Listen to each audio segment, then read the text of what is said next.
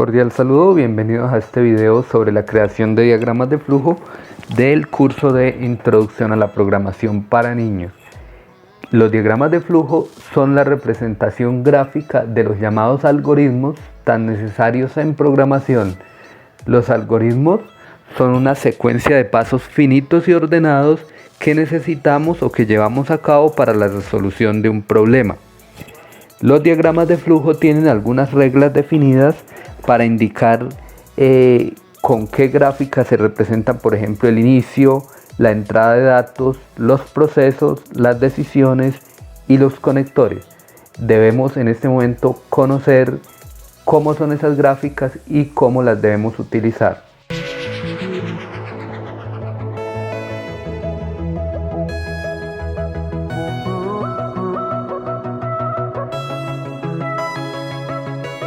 La construcción de los diagramas de flujo la iniciamos con el siguiente símbolo.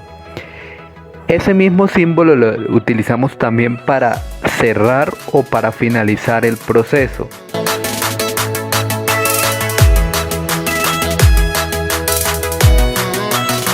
Cada icono o cada sección del diagrama de flujo la vamos a relacionar mediante una flecha que la denominamos línea de flujo.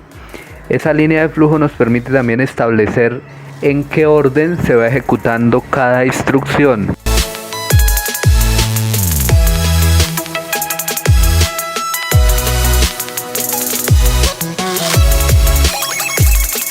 Para capturar el ingreso de datos desde el entorno que van a alimentar la problemática y para llevar a cabo el proceso utilizamos o dibujamos un romboide. Este romboide también se utiliza para representar la salida de datos, es decir, los resultados obtenidos después del procesamiento. Toda acción de procesamiento de datos u operación la vamos a representar mediante un rectángulo.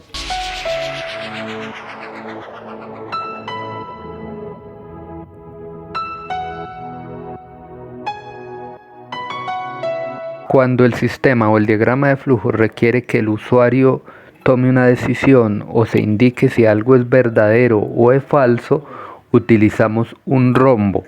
De acuerdo a la decisión, se tomará una serie de instrucciones. Si la decisión es sí, se irá por un camino el diagrama de flujo, y si la decisión es no, tomará un camino diferente.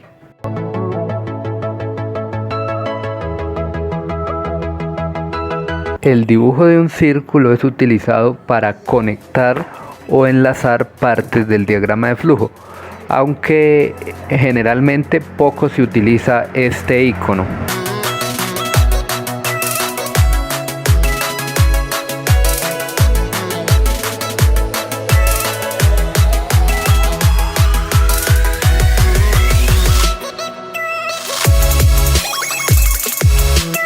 Ahora que ya conocemos los iconos que debemos utilizar para la creación de los diagramas de flujo, vamos a mostrarles un ejemplo y a explicarle cómo utilizamos cada uno de los iconos dentro de este diagrama de flujo. Este diagrama de flujo que acabamos de construir para mostrarle a todos ustedes.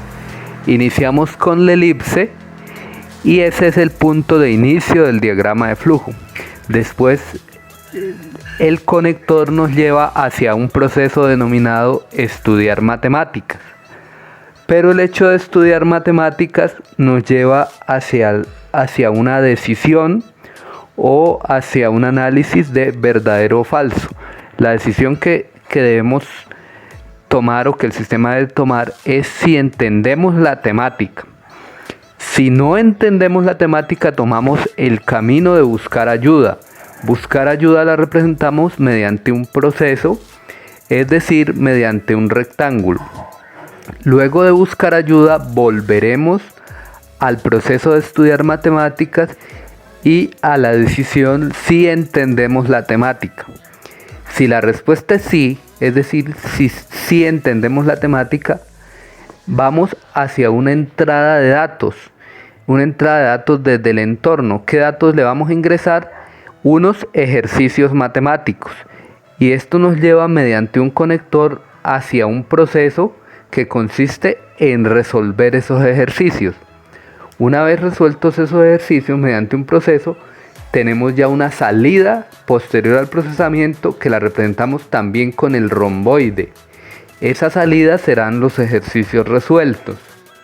Y una vez tenemos esos ejercicios resueltos, vamos hacia un proceso que es terminar la lección. Ese término de esa lección también la representamos mediante un rectángulo. Una vez